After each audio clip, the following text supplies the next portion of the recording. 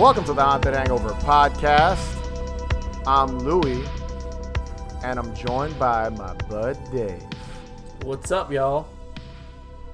And returning to the show for the third time, our other bud, Grimy, a.k.a. Retroplasm, a.k.a. what else, Grimy? What else? What other nicknames do you have? Just Grimy? That junk food guy. The junk food guy. We'll just go with Grimy. I think that's what most people know me as, yeah. I feel like Retroplasm. I feel like your Instagram handle people, because there's been people I've mentioned them, I have mentioned you to them, and they're like, "Oh, Retroplasm." I'm like, "Yes, Grimy. That's who that is." And you're also the host of the Leftover Pizza podcast. Can't leave that out. I've been slacking on Retroplasm. I'm not gonna lie. Like I think I've maybe posted like 2-3 times since I think the mid-December. I've been slacking. It happens, man. Sometimes you gotta give yourself that mental break from social media and posting shit up. So, happens to all of us. Happens to the best of us. You know what's funny is I have Grimy saved in my phone as Retroplasm, but I know to call him Grimy. It's like it's just intuitive. Like I just know to say that. So I know he's got two names, and I know what to call him when I'm talking to him personally. So it's just funny. See, they know. They know. But I want to announce one more thing here at the opening. The long introduction for Grimy being on the just for you being on the show, Grimy. You're also writing stuff for us now. Over that on I the am. Patreon page. Some fun articles. How many have you done for us? Three so far? Two or three. I can't remember exactly. I want to say 3. Depending on when this airs, it'll be 3. 3, yeah, a couple. We'll just say that. You've written a couple of pieces for us over on Patreon. So if you're not subscribed to our Patreon or you're not a patron over there, definitely head over there, check it out. Grimy's put in some work on these pieces, and they're fun. They're fun reads. But with all that out of the way, the main attraction, the main thing we always have Grimy on for, and that is Halloween junk food. And quick disclaimer.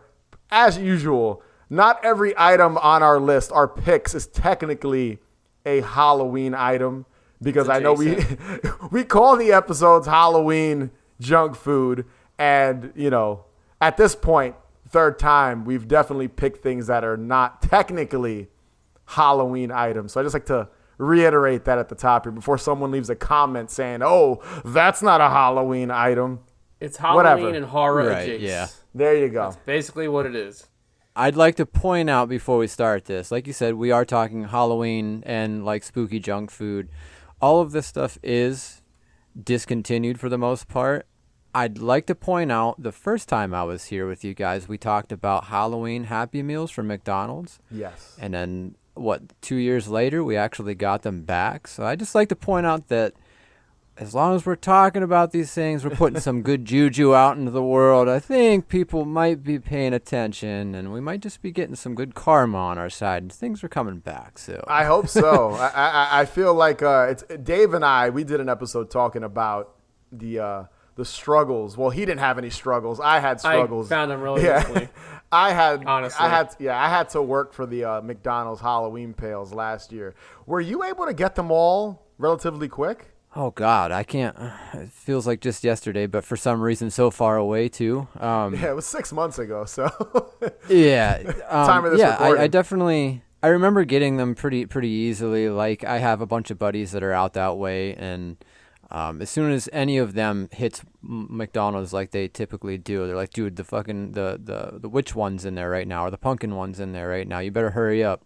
Dude, they sold out super fast, too. Like, I had a friend here that was like, listen, when did they get the witch one in? Because I didn't get it, and it's gone already. I'm like, man, it was like just 5 minutes ago. Yeah, I know, like, we know you're a big collector of this stuff. So I was just curious because, like, Dave and I spoke about how we got ours. And I was just curious since you also love the original pumpkin pails and you love Halloween, McDonald's Halloween shit in general, how quick you got those. I was just curious. So you got them pretty quick then. Oh, yeah, yeah. I wonder if this year they're going to do something kind of crazy. I'm sure I think they will. I'm sure as the year as we get through the summer, the spring and the summer, we'll learn more. Yeah, I think we'll get some shit. That being such a big hit, that just the pumpkin pills being such a big hit, I guarantee they're going to do something. And that will be a conversation for another day because I feel like we'll be here forever kind of yeah, that's fine. Trying to guess what Moving McDonald's on. is going to do. Yes, what they're going to do later this year. So yes, moving on. Grimy, since you're the guest, hit us with your first Halloween junk food pick. Tonight, I, Dr. Frankenstuff, reveal my greatest invention. Serve, Gregor. A hot dog? Take a bite. Wow, there's real chili inside. How'd you do that? I tunneled deep into juicy Hormel Franks and stuffed them so with rich Hormel chili. Absolutely amazing. Positively delicious. What do you call him, Master? What else? But Frankenstuff. Frankenstuff from Hormel. All right, so this one is going to sound kind of strange to anyone who isn't aware. Even I'm like, I don't know, man. I don't really know if I should bring this up. I don't know if I should go this route, but you know what? Fuck it. And both Louie and I we did not know about these. We did not know about Okay. this item. All right. Well, my method of thinking right now is that, and also there's probably never going to be another opportunity for me to talk about these. So, like, here it goes. I'm just going to cut to the chase. The Frankenstuff hot dogs from, like, oh boy, the late 80s, early 90s. So you guys haven't heard of these before I mentioned them to you. Is that right? Yeah, Yeah. I've never even heard of them. Like I feel like I might have seen the packaging on Twitter or something, and Okay. thought it was a joke, like a wacky packages or something like that. Oh, Like, sure. I could see that. Yeah. I think that's what I thought it was. So I never was like, oh, that's a real thing. Like that never came Right. to mind. Plus, I don't eat hot dogs, so Sure. that's probably. And I have a feeling that's why it plays into me not knowing what these are. Just to say that. No, that makes sense. I mean, especially today, we got everything. Like, there's so much stuff coming out. Like, we just got the Hidden Valley Ranch ice cream from Van Leeuwen. Like, So that's a real thing? I thought it was a joke. it's in my freezer right now, sir. That's amazing. That sounds horrible. stay tuned. That's, nothing about that sounds appealing, but okay. That's Yeah. incredible. So, okay. So, if you guys haven't heard of the Frankenstuff hot dogs, they were a brand name of hot dog under Hormel. They were stuffed with either chili or cheese sauce. They were sold in 1986, disappeared sometime in the early 90s. There's not very much information about them online, aside from pretty much what I've just mentioned. At this point, everyone is probably asking, why the fuck is this guy talking about hot dogs on the Haunted Hangover? There's a very specific reason. The hot dogs, they had a very, very small tie-in to Universal Monsters. So yeah, they were a little bit different. They didn't come out on Halloween or have like packaging with bats or spiders or anything like that, but they did have this very, very loose, very vague tie-in to the classic monsters. There was a commercial. There's like lightning striking.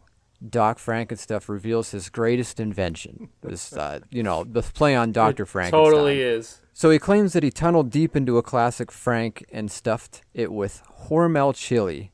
Then this Igor-sounding butler asks in the background what he calls him, and he yells, "What else? Frankenstuff!" And more lightning, maniacal laughter, very moody commercial. It screams Halloween. It's definitely a product of the late 80s. Very beautiful commercial. Did you watch the commercial by the Of way? course. Of course. You know It's what? fucking This fantastic. is perfect for me to just say it now. This reminded Okay. me of Nothing But Trouble. As soon as I saw Yes. it, I was like, this is Nothing But Trouble. I could see that. That's Definitely a good could see that. comparison. Yeah, that's a good thing to compare it to. It's so weird because so you said you think these lasted from 86 to the early 90s? Yes. So it had a decent run. It did. Yeah, if it's like 86, let's say it just ran from 86 to 91. That's about 5 years. That's a decent run. And I could, I was around, I was young, and I don't remember seeing these at all. And what's funny is, we always talk about old nostalgic stuff that in the world of horror and Halloween, But like you think about it, like the Spuds MacKenzie ads were around the same time. I vividly remember Spuds MacKenzie, but I don't remember this. And that was a beer commercial, so that wasn't even that wasn't even the demographic for that. But I remember seeing those on TV when I was a little kid, and this didn't ring a bell at all, even when you showed it to me. And like I said, the only thing I think I might have seen was in recent years seeing it online. People like post it up during Halloween or whatever. To go to my story, so there's a reason why I think I didn't like. I don't remember these. So when I was around 7 or 8, like a young kid, I hated hot dogs. I fucking hated hot dogs. Right? Yeah, I can understand. And this is a gross story. So the reason why I hated hot dogs is because one time, when I was a kid, I ate hot dogs. I ate hot dogs and was drinking probably the juice we all had when we were kids, Hawaiian Punch.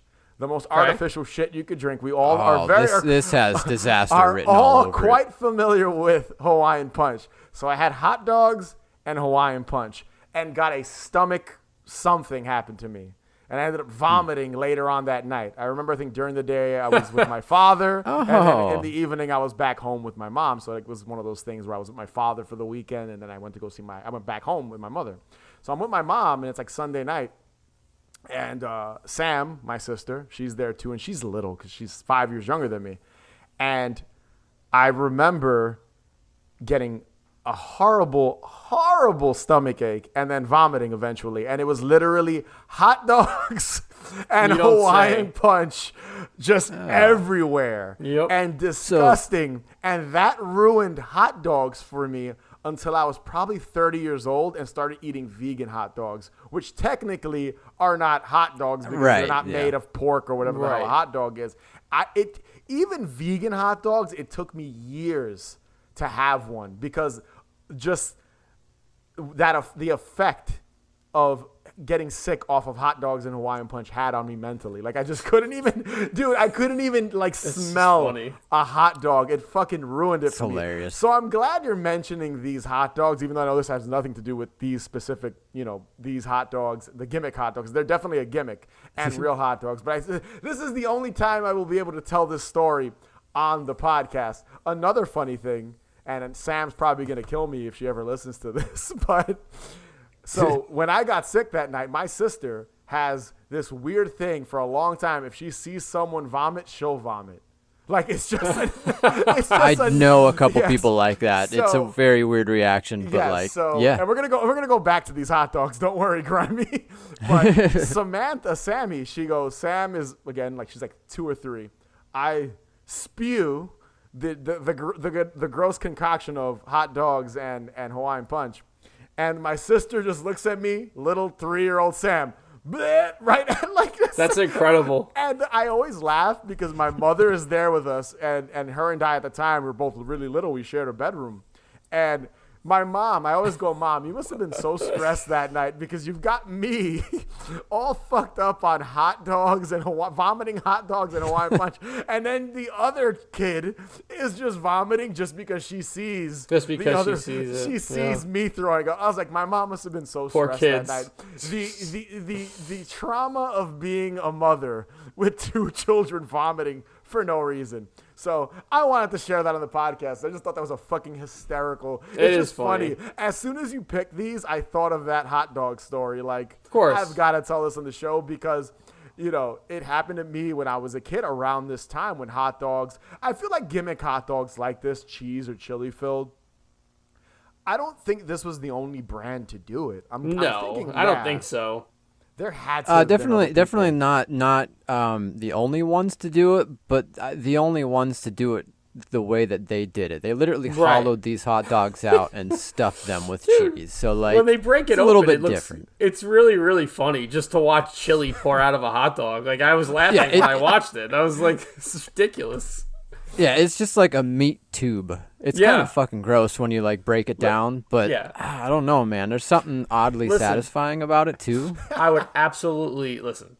I fuck with a hot dog. Trust me. If you're a barbecue and there's a hot dog, I'm gonna have a hot dog. But it's not my first choice. But I would try this if this was out somewhere and I was somewhere and I was able to get it. I would try it. Oh, dude, they've got me hooked with the Universal Monster tie-in alone. And Yeah. like I was saying, there is like that small Universal tie-in, like there's the commercial, but they also had like a couple of paper ads that featured Frankenstein on them. Yeah. Like Yeah. there was one where there was another one where it was like a werewolf hand with this caption underneath. It said like the newest trick and treats. That's awesome. It's That's really, the best really part. awesome. It It's really cool how is. they were able to like. It's weird because you don't see that too often, like these days, where even like when it's not the Halloween season, it could be July or like May or whatever, and the gimmick behind this junk food item is horror or horror characters. Yeah. That's cool because there is something very Halloweeny about it. So like if you want to pick it up in February, you can still pick up like spooky themed hot dogs, even though nothing about the hot dog Sure. is technically spooky. It's just filled with cheese. Right. It's just filled with cheese or chili, right? It's one or the other. It's not both Yeah. at the There's, same Yep. time, there's right? no rhyme No, or not reason both to at the tie same in time. this except Except Yeah, there's no and I reason think for it. that that is the reason why I love it the most. It's just like such a stretch. Like there's no reason for them at all to tie these together, No. other than maybe they were thinking, like I don't know, they created their own little monster version of a hot Yeah. dog, I guess. Very vague. So like they did this mainly just to get kids into it. sure. You know what I mean? And it Like, works. It works. Mm-hmm. I mean, listen, a chili cheese dog is not anything new. So just Not at all, it's yeah. the only difference is just the attempt at it. So it's just Right. like this has probably been going on for early, before this came out. But Mm-hmm. it is interesting just to stuff meat with meat. it's Yeah. as funny as that sounds. All the innuendos in this Yeah. first pick are the Okay. best. I want to say this one thing really quick. The line that Dave said, "I fuck with a hot dog," fantastic. Yo, hot dogs? Listen, Yo, listen, Dave a hot fucks with a dog, hot dog. a hot dog and a soda. Come on. Oh yeah, fire. Yeah, Absolutely. Yeah, I mean, come on here. And now, one more thing, very tangent. Louis mentioned Hawaiian Punch. Listen, Hawaiian Punch is fine, but I was a Sips guy when it came to iced tea or when it came to fruit punch. Sips all the way, still all the way.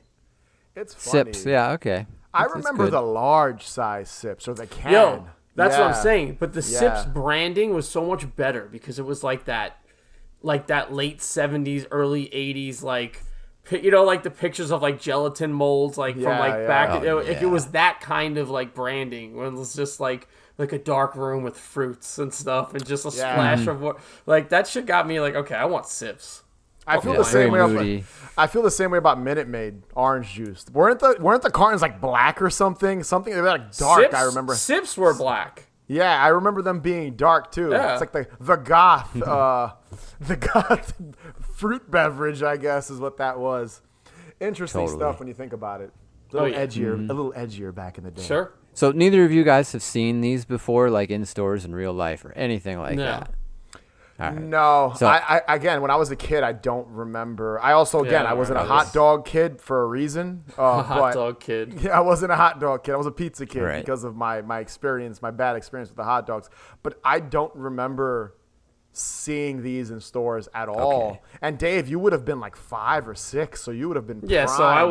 wouldn't remember. You but I would've- wouldn't no, but you would've remember been- this though. You would have been prime age for like, yeah, Mom, I want a cheese-filled hot dog. Do you think I was doing my own food shopping when I was 5 No. or 6? Mom, get the Franken hot dogs, whatever they're But called. maybe you're there and you're like begging your mom, like you're holding, Mom, I want the hot dog with the Frankenstein or Dracula on the advertisement. Oh man.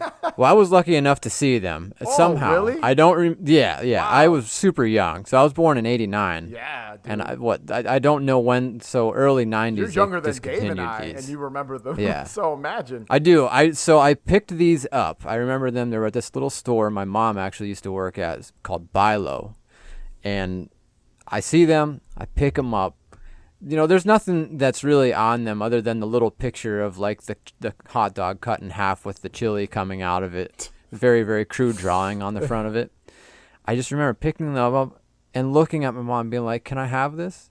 And she's like, "Ew, fuck no," and like throws them back. I'm like, "Oh, all Did right." she literally say "fuck no" to you as a little? Well, no, not fuck no, but she was like, "Ew, no, we're not getting We're not. this," You don't like- need this.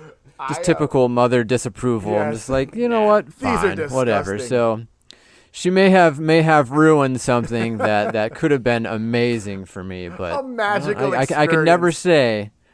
say that I've had Frankenstuff hot dogs, and that really fucking sucks. Little Grimy was disappointed. Little Grimy. Dude, Big Grimy is disappointed. I'm telling you. Big Grimy's disappointed because Little Grimy didn't get to have his chili filled hot dogs. I have one question Yeah. about these because, and I was just thinking, it just came to me now. Most people, when they make hot dogs at home, they boil them. You can't boil these because I feel like all the shit would come out of them. I don't know. Oh, I I'm- think I'm you telling probably you. could. You think so? The Yeah.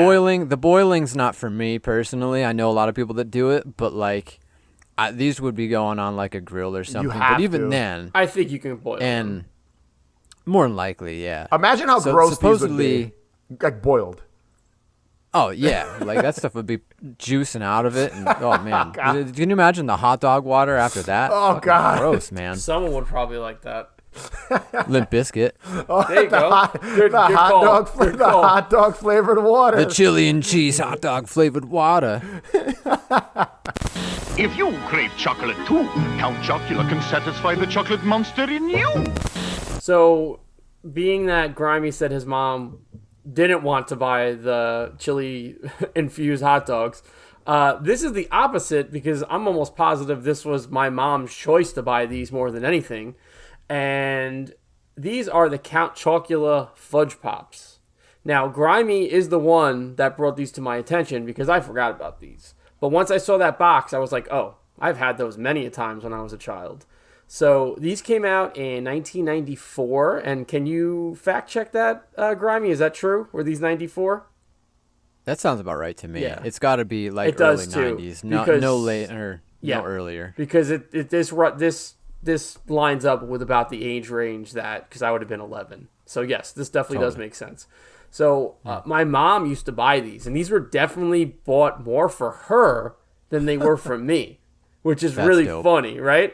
So Very awesome.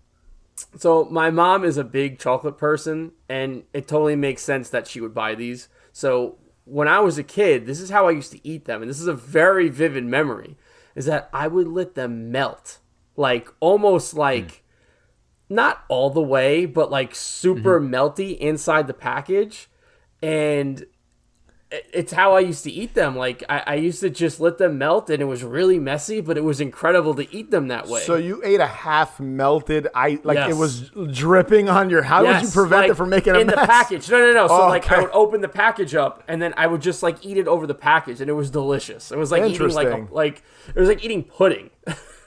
And Oh yeah. you know, I could still remember the way they looked eating them melted, and I know it sounds gross, but it was delicious. And let's just say this.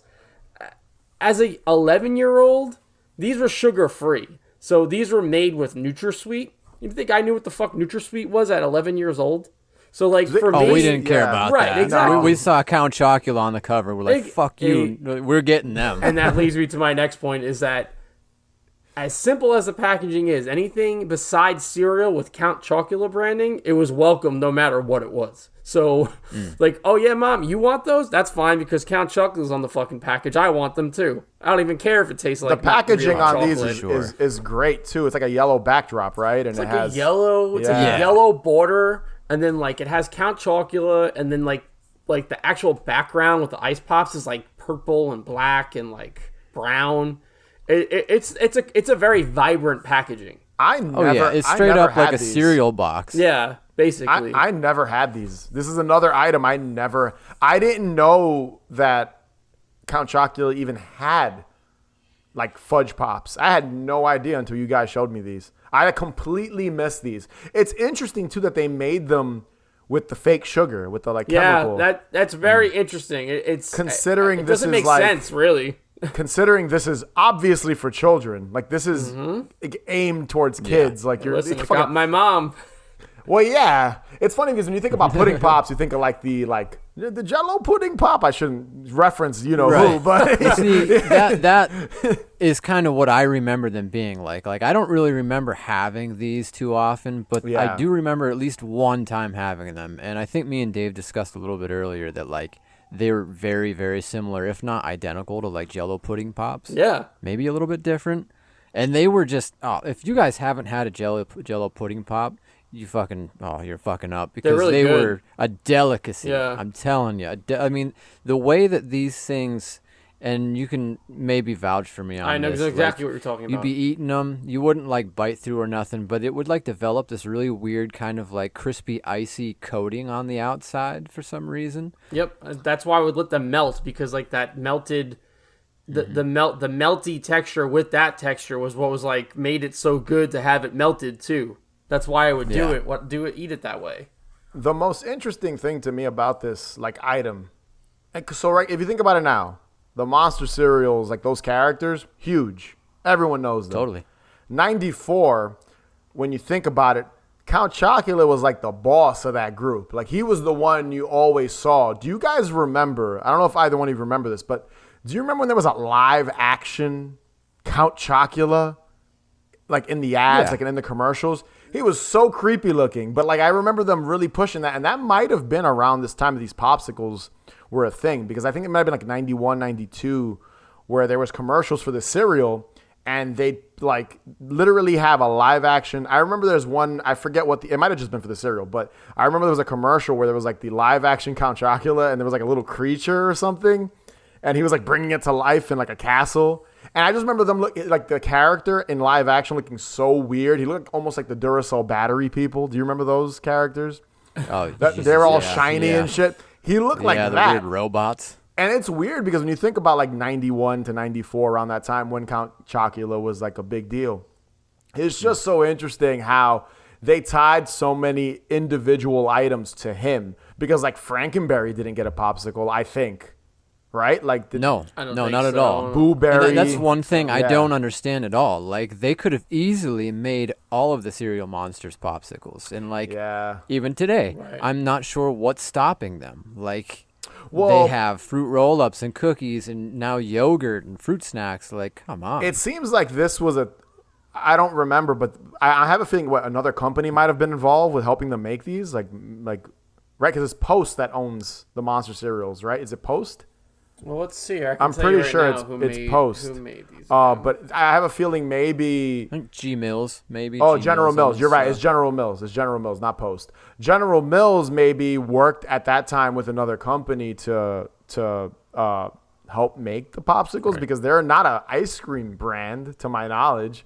So maybe they were just Right. in conjunction with someone else because of the popularity of Count Chocula. Yeah. You know what I mean? I've got to assume it's Popsicle brand that they did Like a with, but I could be collaboration. wrong. Yeah, because it doesn't say. I'm looking at the packaging literally as we're talking, and there is nothing. Oh, fuck, it could have been Yeah. their own thing, and maybe they were just like, it was Yeah, there, Experimenting. we're done. Yeah, the only branding on there is the NutraSweet branding, which is very interesting. NutraSweet was the one That's that the only branding on the packaging.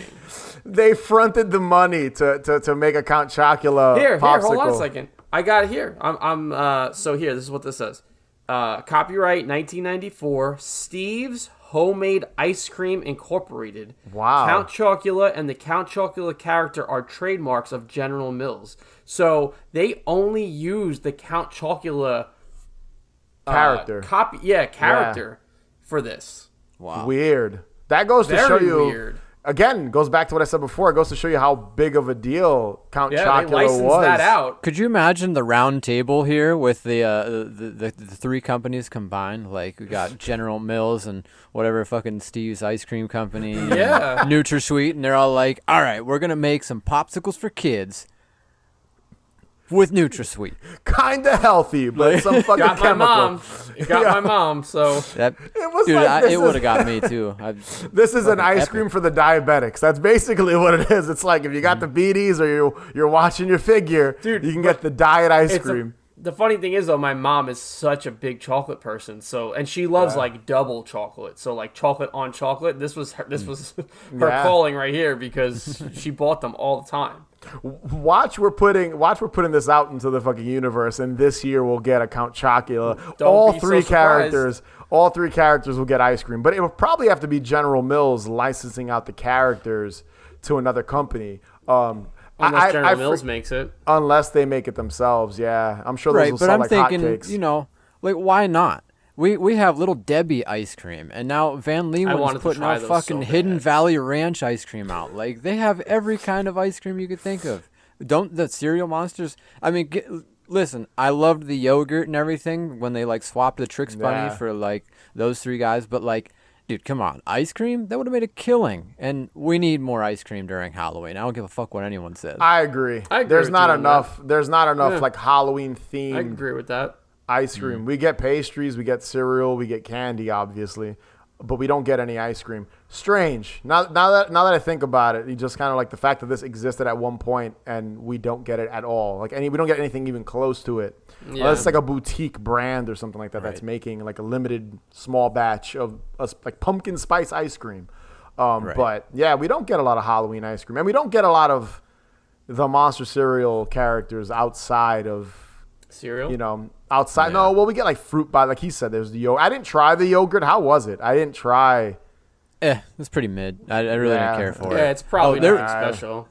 There's another little conversation, I guess, side conversation that kind of arises from this. What do you feel when it comes to having any of the cereal monsters just being like a Halloween exclusive thing now? Like before, Count Chocula was an everyday cereal item for the longest time, coming out with probably at least upwards of 25 different variations of the cereal. Now it's like, it's just Halloween. Just Halloween. Yeah, it sucks. They should definitely bring it back like all year round. But it makes it a little more upset special. me. Yeah, see, I'm 50-50. While I would love to see Count Chocula on the shelves like all the time, there's something charming about only seeing it now Yeah, during I agree. Halloween. That's how I feel. Well, you do see it the rest of the year, but it's usually at like the Dollar Tree for 50 cents because all the leftovers. Because there's so much left over. Because they Yeah. fucking order so much of it. Like Target, they'll get so many boxes and they'll have so many end caps, and then by the time Halloween's over, that's all they have.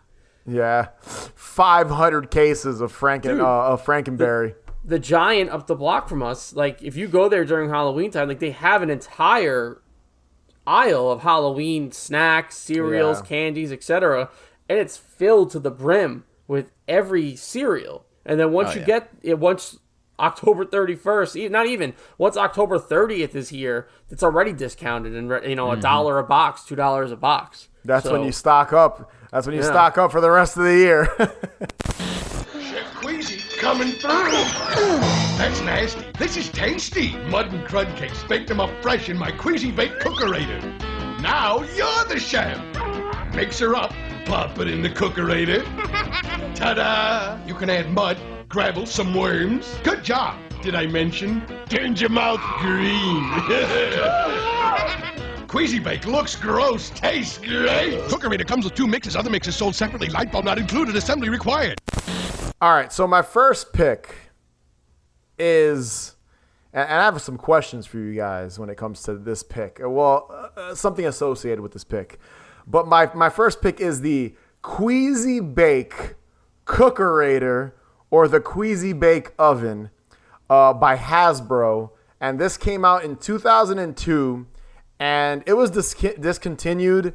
So all I could find online is that it was discontinued shortly after or in the same year. So it had a very short lifespan, the Queasy Bake. I'm going to call it the Queasy Bake Oven because Queasy Bake Cookerator is a It mouthful. does not. It's a little doesn't- much. And it also Yeah. doesn't. It does not flow well when you say that. No. Queasy Bake Oven is the way to go, and that might have been why I don't think this was very successful because Probably not. Cookerator just sounds horrible. Sounds It weird. reminds me of that the refrigerator from the Grinch movie with Jim Yes, Carrey, where the yes. guy's like, "Is my giant chillerator running?" Yeah, So, of course. Like, it was bad marketing. That's what this was, calling it the Pretty much. Cookerator. Just and that might be why it failed.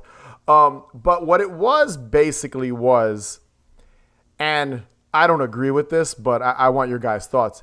It was a easy bake oven, basically for the male demographic, because apparently boys like nasty shit. That's basically what they're saying. Us I can agree boys, with that, I guess. It when looks we, like it was- yeah, Yeah, when it was definitely marketed to. I would say. oh yeah. Yeah. to boys, To 100%. boys, yeah. And I want, if you guys agree with me, I don't I understand, and this was, again, 2002, and the Easy Bake Oven, I think, goes all the way back to like the late 60s, early 70s. Oh, yeah. And that was geared towards, like, for girls, for little girls. But do you guys really think the Easy Bake Oven was only for little girls? I feel like there were boys that wanted an Easy Bake Oven too. I'll be honest with you. I definitely wanted that. Like when I saw that as a little kid, like I'd like, yo, I want to make some brownies. Like, yeah, of course I wanted that thing. Dude, so funny story. Give me 1 second here. I'm still not determined. I'm still not convinced that it was only for girls. So much that I had to go out and get one of my own. That's amazing. Yeah, man. So I'm not gonna lie. My sister, she got an Easy Bake for Christmas or maybe her birthday. I can't remember which one, but Yeah. that wasn't important. The important thing was that she got one and I fucking wasn't allowed to use it. So like, Yeah, that would be upsetting.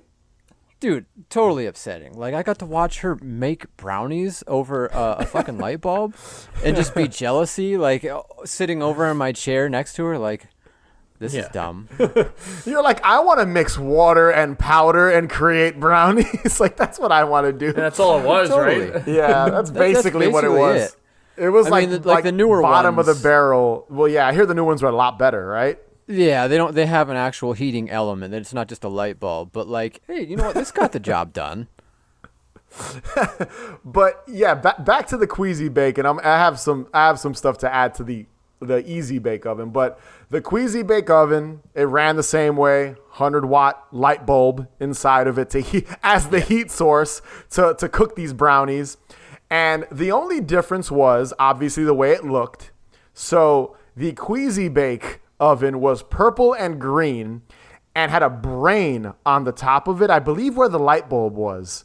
And it kind of looked like a monster. It had a face. It honestly looked pretty cool. Oh yeah, It did yeah, look very cool. very goosebumpsy. Yes. Very of that time period. Like, oh, I mean, I don't get me wrong. I would have gladly used a regular Easy Bake Oven, but this looked super fucking cool.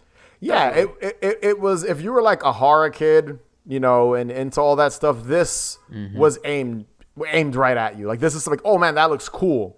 Now, what they did with the actual, and there was actually there's a second part to the Queasy Bake Oven, and I'll get to that in a second. There was an additional item. But what they had were different, the same items, the brownies, the cake, but they just made gross names for them and added elements of gross things like bugs and like larvae and slime and gross foam. I played on the gimmick a bunch. Like dirt and shit like that. Yeah. And I have a list here of some of the items. So they had, this is what they called. So they had chocolate crude cake, mud mix, bugs and worms mix, delicious dirt mix, the crunchy dog bones, cool drool, foaming drool eruptor, right? So it was all just supposed to be like delicious, sweet treats, and then just nasty, like things like foam and dirt. So I just feel like their mistake with the Queasy Bake Oven is they didn't need to make an entirely separate contraption. What they should have done was made the Queasy Bake, not the Queasy Bake, but the Easy Bake Oven a neutral color. Because I believe at one point the Easy Bake Oven was like pink. It had pink on it. Oh, it was very, very pink, purple. Yeah. It's like one that Kenner originally was doing them. And then Hasbro bought them, yeah. Yeah. I think now it's white. Like it's not a... Oh, there's so many different variations of it now. There's like a blue one. Yeah, It's amazing. It's like still a going. white one. Yeah. Still to this day. So I think the mistake that Easy Bake Oven made with, or Hasbro made with the Queasy Bake Oven or the Queasy Bake Cookerator is that they should have just kept the normal Easy Bake Oven, made it a neutral color, white or beige or something like that, and then made maybe attachments or sold these mixes of like, bone, dog bone, or bugs and worms and dirt, and just you could make these things in the Easy Bake Oven instead of creating a separate contraption that you have to buy that just looks like a monster. Like, don't get me wrong, it is cool, but was it really necessary when it functions the same way as the Easy Bake Oven? You get what I'm saying? Yeah, I get Oh it. yeah. Plus, it makes sense just because like this thing you said it only lasted from 2002 until when? Like Well, not real long. So from what I could read, or what I could find online and what I was reading about the Queasy Bake Oven is that it was released in 2002, and the only information I could find is that it was discontinued shortly after. So I take that as it lasted maybe a year, and It then probably didn't do if well that. at all. Yeah, it didn't do well at all because, and I remember, so in 2002 I was in high school, so I remember just graduated. So Yeah. I didn't. This was not Yeah. in my view. No, I remember seeing the commercials on TV and thinking like, oh, this is cool. But I wasn't going to go out of my way to buy one at 15, 16 years old. You know what I mean? So I don't know what it was like to be a kid, to be 8 or 9 or 10 in 2002. I guess people just weren't really about the Queasy Bake Oven, you know, and then think about it, everything post 9/11 was a very different world that year. You know what I mean? Everyone was, Jesus, yeah. not to bring that up. Funny enough, I think I brought that up in another episode of ours, just kind of the timing of where the world was. So I guess maybe people weren't out all chipper to buy a Queasy Bake Oven. So I think that's maybe why it failed. I think they just, because the Easy Bake Oven is still going strong to this day. So why not just make it in addition to that already existing item, I think. Totally makes sense. Yeah. Also, there was a second kind of thing you could buy that was part of the Queasy Bake Oven, and it was called the Queasy Bake Mixerator. The Mixerator. Yeah. Getting was- real creative with these exactly. attachments. So bad, such bad. Whoever Yeah. was there, like whoever was involved in just kind of putting this together, like to sell to people, was just terrible. Just kind of the PR team, the marketing, everything. And what that was also a purple and green blender that you blend all this powder and shit inside of before pouring it into the little trays and things that you would slide into the Easy Bake or the Queasy Bake Oven. So they even had a second gimmick you could add to this thing. So it was just, they really kind of were, what is it, counting their eggs before they hatch? Is that the saying? Like kind of, they got really hyped with this item and creating other things for it when it wasn't even successful. Like they must have lost a lot of money selling this. I will say too, the commercial, fantastic. You've got the chef. Oh, dude, yeah. I'm so glad you mentioned the commercials. This fucking fat chef dude is waltzing out. These kids are dressed up in like, they're like wearing fucking suits at dinner. Like a And it's fancy just like, your restaurant. dinner's, yeah. It's just like, your dinner sucks. We're going to make dog bones under a fucking light bulb, and you're going to love it. Foaming, we're going to make foaming liquids or whatever. And then like a lady's face drops into like her meal at this fancy restaurant. Oh, yeah. I'm almost positive the chef has like dirt on his face too, which is like really funny. Yeah. Yeah, dude. Dude, it was so funny, though. Like, I don't know why it was so necessary for her to just like, she didn't like just fall into it. She was just like, she just lightly was dumped just like her this. face into it, Boom. just enough to get. They had to like oversell it in the commercial. They were like, we really want to show how shocked people are by the Queasy She's Bake like, Oven. in her head, she's like, I failed my fucking child. Now I will put my face into this meal. I This did kid, not get him a Queasy Bake, whatever it's called. this kid wants to, this kid wants to make a bugs and worm cake. Oh yeah, but How no, the dare commercials totally felt like I was watching like a Tim and Eric skit or something. Super Yeah, weird. for it sure. does. It does have a Cinco. It's a Cinco product feel to it. And I'll end the whole Queasy Bake discussion on this. There is another item that I don't want to mention because I feel like we can cover it in a future episode of Halloween Junk Food that I think did this gimmick better. And I think you both know what I'm talking about. And Oh, the listeners definitely. probably do. I think that. Drop it, boy. Yeah, I'm not gonna say it. I don't want to say it because I want to say You're it. not gonna say it? No, I'm gonna save it for the next up. If we not even when we do, because we are gonna do this again in the future. I'd rather save it for that. But if our listeners know what we're talking about, they'll. And if you know, you know. That did it much better. I think the overall packaging, the shitty pastries you can make and items you can make and things like that just were executed better with that.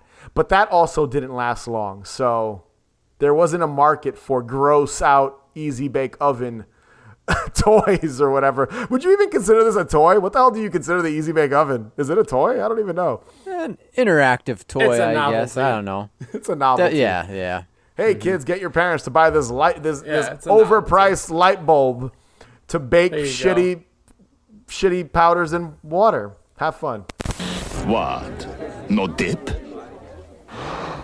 For a really great Halloween, pick up tons of Pepsi and Doritos. All right, so my second and final pick of the evening is basically just a general love letter to a match made in heaven that made a few of my earliest Halloweens extremely memorable. So, back in 1991, PepsiCo ran a contest and an ad campaign uniting both Pepsi and Frito-Lay in a very, very unique way for Halloween, with the introduction of the Monster Match for Monster Money contest. And boy, I'm so glad I said that right and didn't fuck it up my first time. I'm just saying, I feel like it could have been better if it was Monster Match for Monster Cash. That's what rolls off of my tongue, not Monster Mash or Monster Match for Monster Money. I love how both of our two of our picks are just things that don't roll off the tongue. They're just kind of totally not practical at all when it comes to selling something. Yeah. But anyways, basically, this campaign, this contest, you buy specially marked PepsiCo brand soda or Frito-Lay products, being Doritos. Each had a half of a fake dollar bill featuring one of 6 monsters. And the idea was to find 2 matching halves, which also came with a cool sticker in a little bag. You win the prize featured on that completed bill. So there was the Wolfman, Creature, Mummy, Bride of Frankenstein, Dracula, Frankenstein, all the big ones basically. And they ranged anywhere from $5 to $1 million. Frankenstein's dollar bill was the $1 million bill. Mm-hmm. Great prizes, horrible odds. It was 1 in 9 million to win the $1 million prize. So very slim. I don't know if anybody ever won this shit, to be honest. Probably not. I feel like a lot of these contests back in the day, no one won any of these. Right. Sometimes you think about it, you're who was going out of their way to find you have to buy a lot. Mm-hmm. You have to be buying a lot of these things. There was someone. You gotta be buying a lot of Pepsi, or you gotta be buying a lot of things to get you have to buy a lot of this shit to win. I think just the odds. And not to go off too much off topic, but there's a Netflix documentary right now about some guy who won the Pepsi plane or something, and they never gave it to him. Oh wow! Yeah, I would love to watch that. Dude, it's so good. You gotta check it out. I'm gonna What's it watch called? it. I have no idea. Yeah, I'm trying to watch that tonight. Me too. All right. So, the last episode we did together, we mentioned how you don't always have to change a product to make it Halloween-y. Sometimes it's all about the packaging or the tie-in. Of course. And boy, they fucking tied this up with the prettiest bow you could ever imagine. Each case of soda cans had different artwork featuring one of the monsters in this beautiful airbrushed artwork with a cool moody background. Then the bags of Doritos featured some tombstones and bat silhouettes. And then in stores, I'm talking standees, banners galore, the whole 9 yards.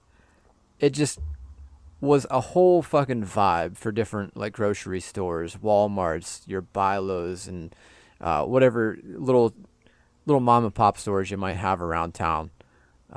So you've seen most of this stuff before, right? Yeah. Yeah, I was just looking at them again. They look great. Oh, dude, yeah, they're amazing. Yeah. And this was just for 1991. Yeah, who wouldn't want these too? I'm looking at them now. Why? They're so good. Mm-hmm. I vividly remember seeing I remember seeing these in stores. It's Frankenstein with sunglasses and shit like that, right? Him. Yeah. Yeah, I vividly remember this.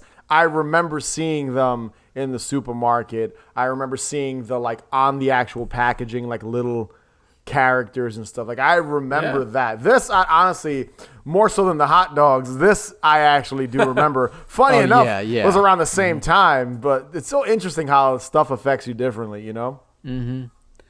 But, so this contest started in 1991. As far as I've read up online, it seems to have lasted until January 1993. I'm very unsure how true that is. It seems to be true, but I'm not 100% sure. One thing is for sure, though, since that contest, the monsters seem to like stick around for years to come, especially between this trio of Pepsi, Frito-Lay, and Universal during the Halloween season. Yeah, I feel, and I'm pretty sure I've mentioned it on the show before. Like that was the time where the Universal monsters made a resurgence, and they were like really in pop culture. I don't know if kids were into them. I know I was, but I was a horror kid. I was huge. Yeah, so was I. Yeah. So it is interesting how they would use like I think that's when they had the stamps, the Burger King toys, and then they were re-releasing all the movies on VHS. So I feel like that might have been why all of this was like that's why they were being used to promote a lot of different shit because it was kind of like, all right, everyone forgot about these characters and we're bringing them back. You know what I mean? So that's why I think they did it. You know what I mean? So I forget just a way to cash in. Was Universal Studios involved at all in this? Was that a prize? Oh yeah. It had no. The Universal Studios itself wasn't just a cash prize. So then in 1992, they returned with this, the Pepsi and Frito-Lay in like a similar fashion. This time, instead of a cash prize, you could shave off like up to like I think $16 with specially marked items. And then this campaign came with like another set of artwork on the boxes of soda cans. This time it featured different artwork with like not just one monster on the background. It had like one monster in the forefront and like the rest of the 5 that they would show on typical packages in different scenarios. Isn't one of them like Frankenstein wearing like a party hat or something? Yes, one of them is definitely. That's probably my favorite image.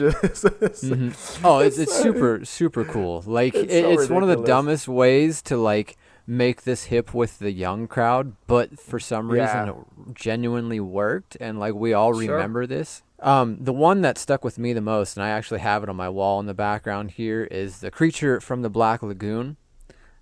He just has like a sideways red fucking Limp Bizkit hat on. So it's super weird, but like it works. It's good enough. New metal creature from the Black Lagoon. That's what that is. Yeah. And they're all silly. Like all the designs have like some little silly like accessory for the monster. Yeah.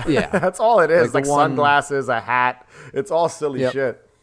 The one that you can see them like at a disco or whatever, they're all dancing in the background. There's another one where it's like a toga party. So like really cool, very memorable pieces. There's one that there's a band. I'm looking at them right now. There's a disco, there's a band. Yeah. Like Frankenstein's got like Frankenstein's monster's got like a mic stand and he's pulling it like this. They're all shredding. Yeah. And then there's one they're playing pool in the background. Like there's attention to detail for all of this. So there was love put into this. So this wasn't just some bullshit like, oh, we're gonna just make a Halloween themed thing. Here's Frankenstein. Like there was love put into this. Mm-hmm. I sometimes think it's crazy. Like at one point you'd walk into the supermarket, and this had to have happened around the same time. You can walk in October, and there'd be like these Universal monsters advertised with Pepsi stuff, and then you have like Elvira with Coors. Like that, there had to have been a supermarket where like both these standees were probably near each other.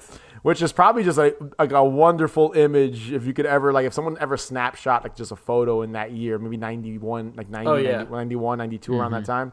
And just like a picture of like Coors, the official beer of Halloween, and then, just Pepsi stuff and things like Frankenstein and, the creature or whatever. And it just must have been just so magical to see that, you know what I mean? So... Well, actually, Elvira, she did the one with Barks Root Beer. Yeah, too. Root Beer. I think that was a little later, during though. the same time. Oh, was it around the same time? It was. I don't remember if it was just before or just after. It wasn't the same exact time, but it was in there. Yeah, we did a Patreon exclusive show where we talked about Elvira commercials, and that was one of the commercials. Was Dave, I think, picked that one where she's at the Psycho House and all that. And I think that might have been, you're right, it might have been around the same time. So it's just crazy to think that there was all these horror characters involved. Icons, horror icons at this point, selling kind of just hawking this shit to people in there during the Halloween season. Very magical, man. It's kind of crazy how you don't really see that anymore, but it is what it is. That's just the way it is. We say that a lot on this show whenever we reminisce about these items. They don't do that anymore, but it would have been cool. No, they don't. Especially the way that like Pepsi does it. Because, like, you got the standees, you got the posters, and you got the artwork on the boxes, but they want, like, the extra mile. They even did, like, trading cards that came free with specialty purchases if, like, participating stores had the cards or whatever, which also featured this artwork.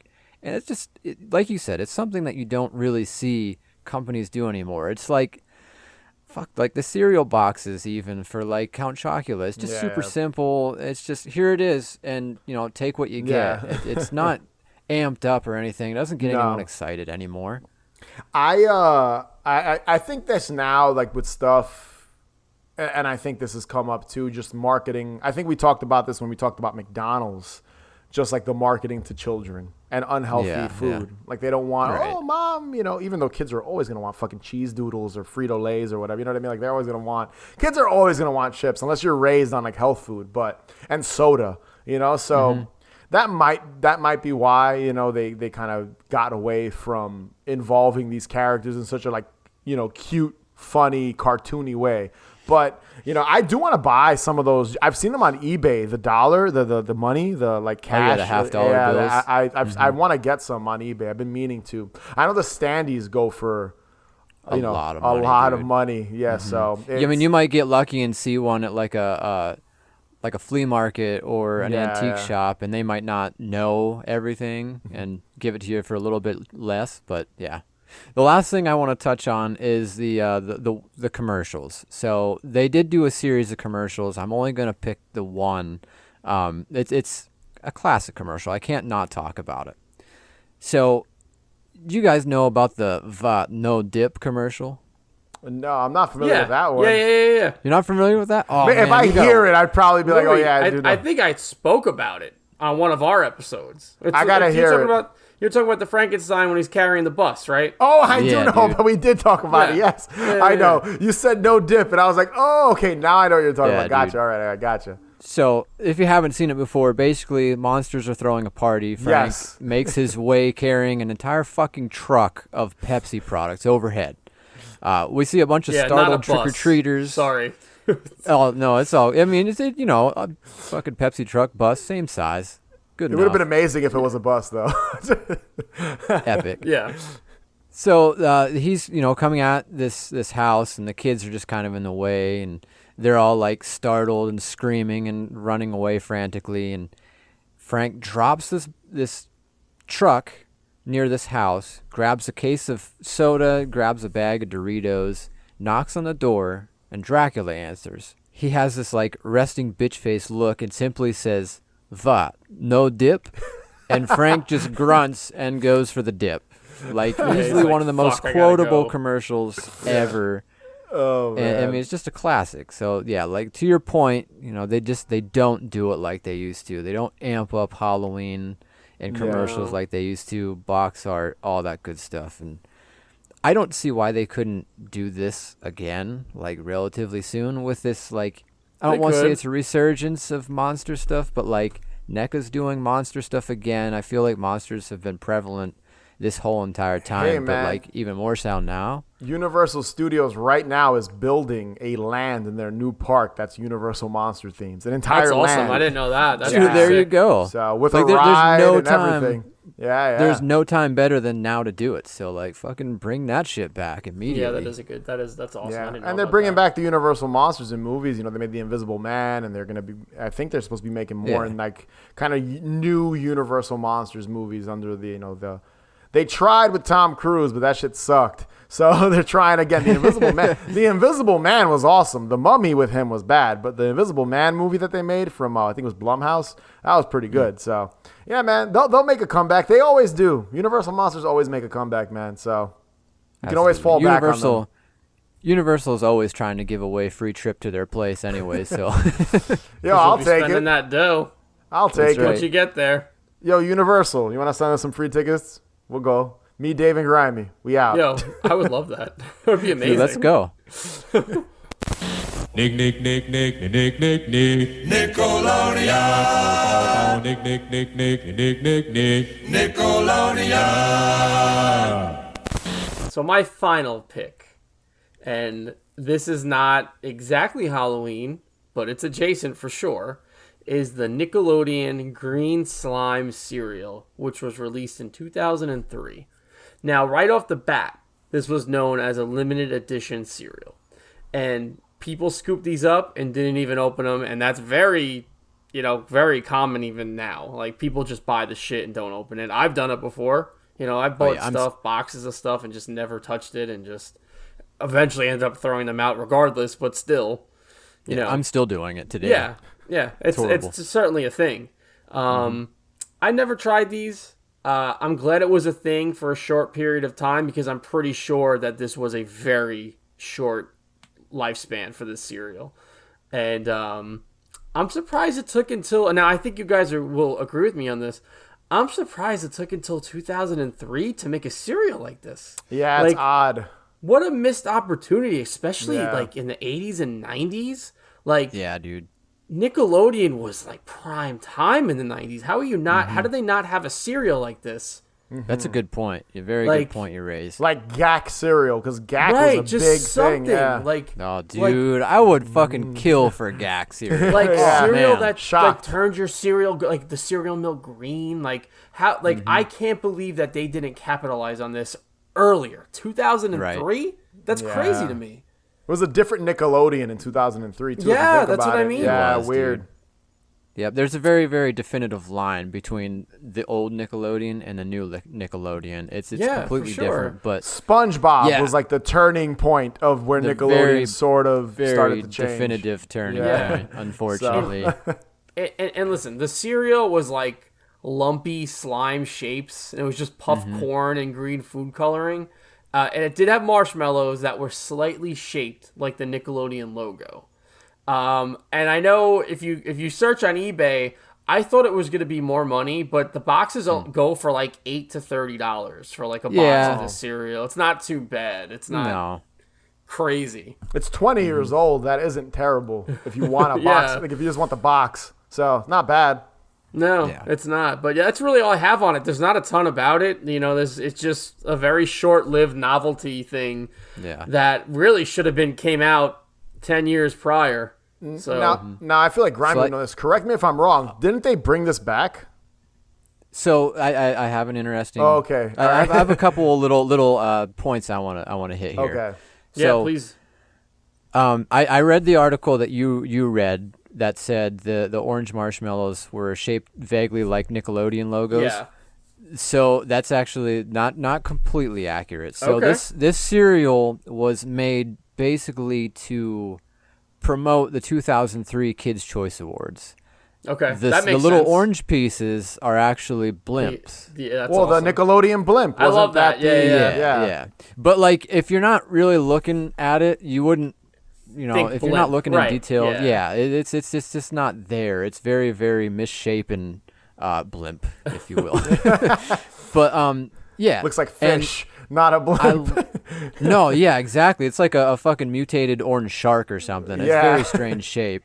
And I love that you picked this, because there was one person, actually 2 or 3 people that I noticed online. I read a couple of reviews and I watched a review on YouTube. Someone kind of compared it to what not Fruit Brute, but Yummy Mummy, what it used to taste like. So it's kind of Halloween adjacent if you think about it. I mean, if it's a Nickelodeon cereal that tastes anything like Yummy Mummy, like fuck, I'll eat that up. That's awesome. Right. Yeah. Now, was it the original Yummy Mummy or the creamsicle one that came out in Well, no, because 2003. So, I forget if Yummy Mummy was always creamsicle, or was I forget. It? I feel like there was a lime one in there at some point in time. Yeah, I think the original version of Yummy Mummy, like back in the late 80s is when I think he had his limited run originally, was a different flavor. When they brought it back in 2013 for the re-release, it was like a creamsicle. So I think it's more of like the lime berry fruity flavor, not a creamy flavor. Now, let's be real here for a minute here.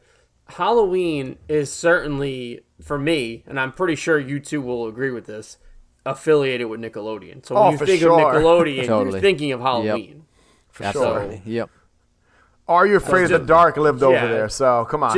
Just to even add to the to add to the list of it being adjacent to Halloween. It's just like Nickelodeon is certainly affiliated with Halloween. Oh yeah, it is. Yeah, between Are You Afraid of the Dark, Ah Real Monsters. I mean, they had their fair share for sure. They actually promoted one of the McDonald's pails.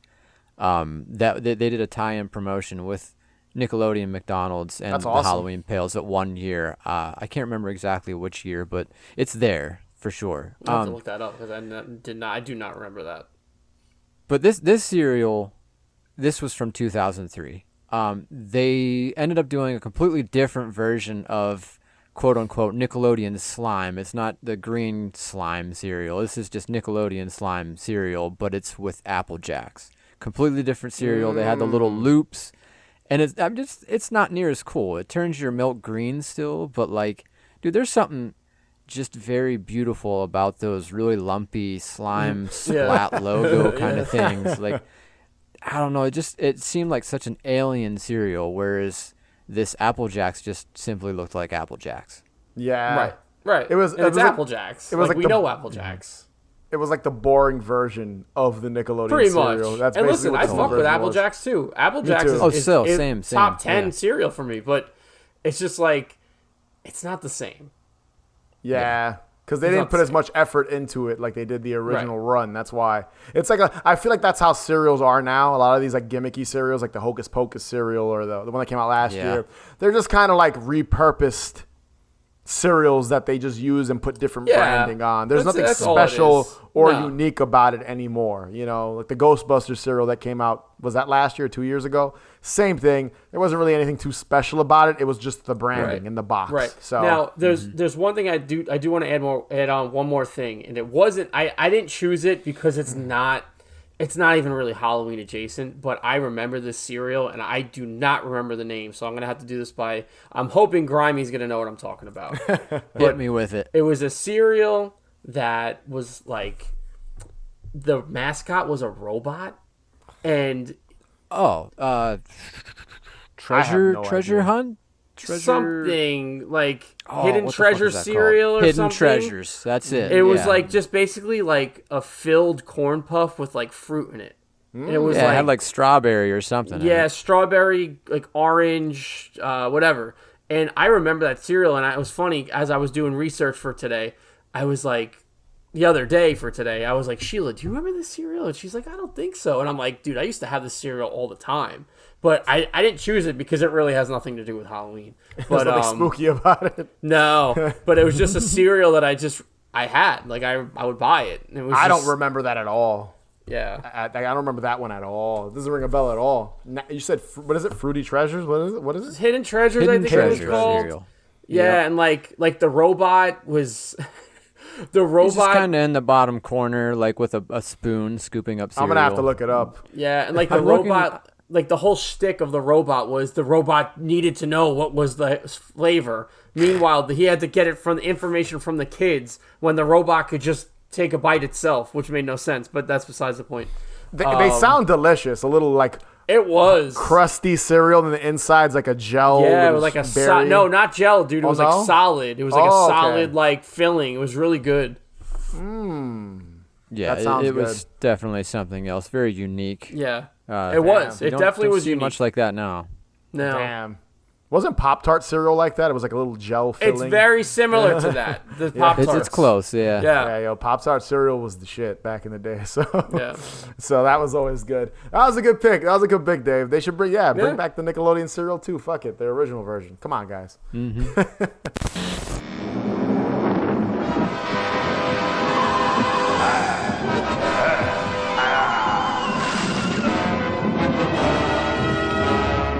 Mummies everywhere are rushing to Carvel for the new Halloween ice cream cake, just $9.99.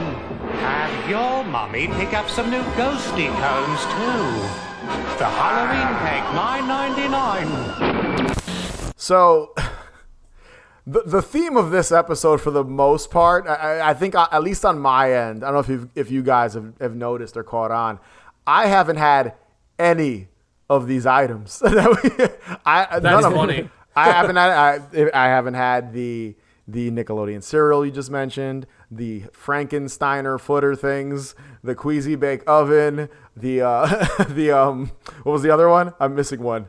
The one that I just did. Yeah, the Nickelodeon. Whatever. Regardless, I didn't have any of these items. I didn't have any of these items at all. And the next one I'm gonna talk about is available to this day. You can go out and purchase this item. And I've had this item in its early days. I have not had it. And it's I'm ashamed that I've never had this. So my next pick is a simple one, but I think it's a classic. It is a classic. And it was a toss-up between this and something else that's also a classic, but I might save that for a future Halloween junk food episode. But my second and last pick is the Carvel pumpkin cake, or at one point he was called Dumpy the Pumpkin, which is the most appetizing the most appetizing name for an ice cream cake from Carvel. Now, before I go into what the actual Carvel pumpkin cake is, it's very simple. It's their traditional ice cream cake, and I'm a huge, and I don't have it that much because it's a lot. I try to avoid dairy a lot just because I try to eat as much vegan food. I know it's funny. I'm talking about all this horrible food on here, and I can't. Like I would try. Like older Louis would avoid most of it, but I avoid for the most part the Carvel cake because it is full blown dairy ice cream, and I am guilty pleasure a huge fan of the Carvel ice cream cake. I love the vanilla, the little separated crunchies by those delicious crunchies, yes, and then the chocolate. So you guys both have had Carvel cakes before? I have, but not this. I've never had the. Oh wow, man. You've never had one? Okay, so no, dude, I have not. They're around here. Don't get me wrong. Never eaten one before, dude. And I'm always tempted to get those little cups. They have like the strawberry ones and the chocolate. Like, dude, I'm gonna do it just for you guys. Dude, the ice cream cakes are phenomenal. Dude, get a classic ice cream cake, Grimy. Just a classic. Good. So good. I will. For your own birthday, buy yourself a cake and just make it a Carvel. Buy yourself a small. Well, it was either a toss-up between that or like a McDonald's birthday cake, but I'm thinking Carvel sounds a lot better. You gotta let it get a little melty, and it's well, so they good. recommend you let it sit out for 15 or 20 minutes because it's got to get soft. But yes, just the combination of that and the frosting. They do something to some artificial shit to it. It's got this nice velvety texture with the vanilla cake, the chocolate, not the vanilla ice cream, I mean the chocolate cake, and then those crunchies. So good.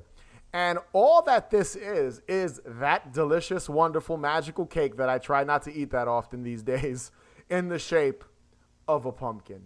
And I'm not going to talk about the commercials because once again, I am definitely going to pick one of the Carvel pumpkin cakes or Dumpy the pumpkin cake commercials in the future for our Halloween commercials episode.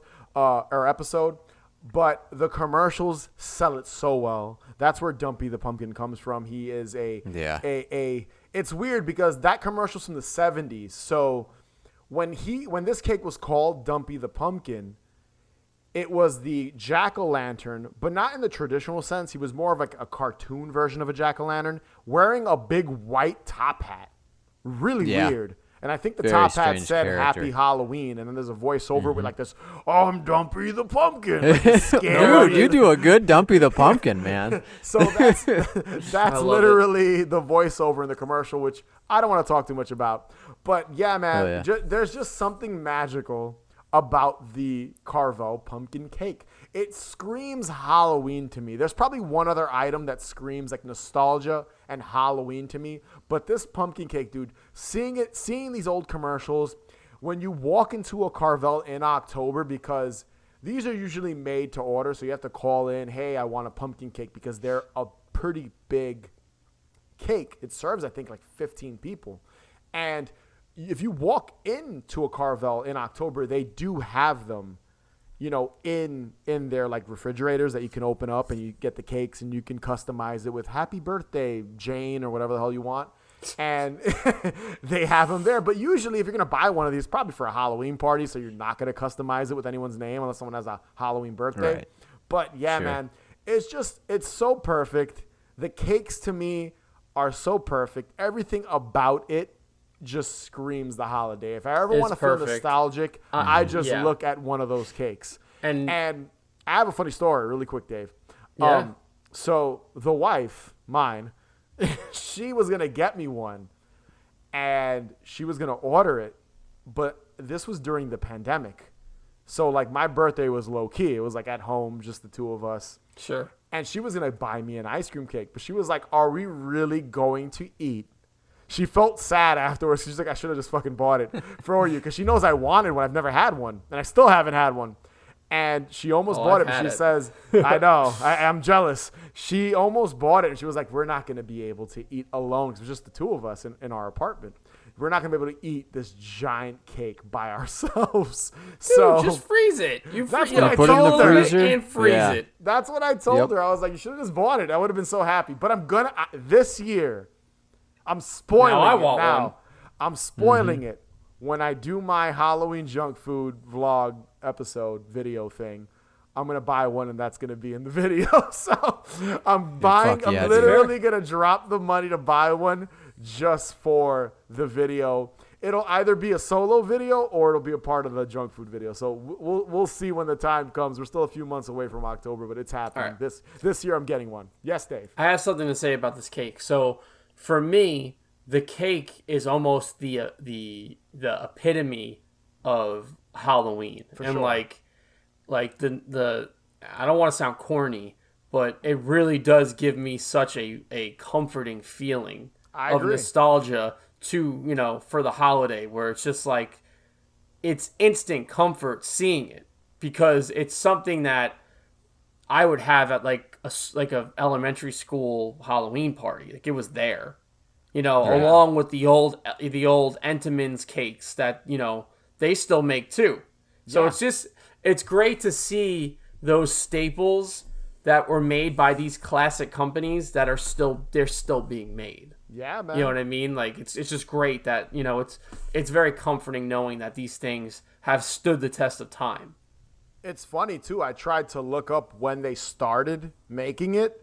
There's no record of it. This shit's been around forever. It's been around since the 70s, probably even earlier than that. It's been. I guarantee they've been making these cakes since Carvel was like created or what. I don't know the history of Carvel. I'll say this. I love funfetti, and as far as cake goes, like funfetti cake is my favorite. But the Carvel ice cream cakes, no matter what it is, doesn't matter if it's the Halloween one, if it's Fudgy the Whale, it's whatever the fuck it is. Fudgy the Whale. It's that's what one of the cakes is called. I just love that his name is Fudgy. It's so good, and Louis is right. The way they do the frosting, it's almost similar to the Count Chocula Pops, where it's got like this velvety, man. It's like velvety, soft consistency. It's got like this soft consistency that goes with like the little bit of the harder ice cream, where it's just so good. I will say this. I don't know if this is a hot take, but the Carvel frosting, #1 in my book. It's so good. Best cake frosting I think I've ever had. That and buttercream are just buttercream is good too, but Carvel cake. I've been to parties and turned down a piece of like cake. I'm like, nah, I'm good. But if there's a Carvel cake, you can't. You have to. I haven't had one in a long time. I'm having 2 pieces. It's been a couple years. I'm going back for seconds, man. That's how good that shit is. Also, Grimy, you got to correct this year, man. Do yourself a favor. Even now, I was just gonna say, I'm get one now. I was just gonna say, I am being quiet in the background. I didn't just sneak off to Walmart and pick one up or anything. But yeah, I'm going to change that ASAP. Like I said, I've heard of these, and obviously, I'm no stranger to the Halloween commercials on YouTube, like the big long compilations, and they're all over the place on there. And I seen one once. One of the pumpkin ones, the Dumpy the Pumpkin ones, and it was at this store called Martin's, which is pretty close here. Almost picked it up, seen the price, knew that it was just going to be me eating it because my girlfriend's avoiding dairy as well. Yeah. I skipped it. But I'm going to change that. You need that. I will also comment on some of the other characters. Like, I love Dumpy the Pumpkin. I love the typical jack-o'-lantern design that they got for the newer ones. Yes. They do another one, which was mentioned in a couple commercials, like, what is it? Wiki the Witch? Wiki the Witch? Yeah, I thought that was a great take. That is a good one. And then they also do this one that I've heard a bunch of other people mention. It's called Cookie Puss. Yep. Yeah. You ever see that one? It's like this Yeah. fucking like My Pet Monster version of an ice cream cake. It looks horrible. It looks horrible though. There's What a nothing good appetizing. Cookie Puss. Though, you know what? One of my favorites are, and you didn't mention it. I want to mention it here. This is probably the only time I could mention it on the podcast. They have an ice cream cake in the shape of a turkey for Thanksgiving. So Yes, they do. It's literally Yeah, a turkey. It's ridiculous. It's awesome though because I mean, Yeah. fucking Thanksgiving's very underrepresented. So like, Yeah. we need some more Thanksgiving stuff too. But back to Cookie Puss though, like his fucking nose is made out of an ice cream cone and like a scoop of ice cream. Like It looks ridiculous. It's just Pretty more brilliant. ice cream on It's top brilliant. of more ice cream and a bunch of icing. And dude, I'm just like drooling out the mouth right now just thinking about it. Like I need Carvel is so good. Carvel right now. Yo, Carvel. I don't care what it could be. All these fancy ice cream shops coming out and all this. Carvel is still number one to me, man. Not only because of the Halloween cake, because of the pumpkin cake, but just in general, their ice cream is so Carvel good. is really good. It's just so good, man. There's one right by me. It's dangerous, man. I don't go that often. Every now and then in the summer, nothing beats a little scoop of ice cream, man, from I Carvel. haven't had that in a long time. And it's funny. It's really funny because there literally is a like homemade ice cream place that's famous called Eddie's right by where I live. And it's like literally been there for 100 years.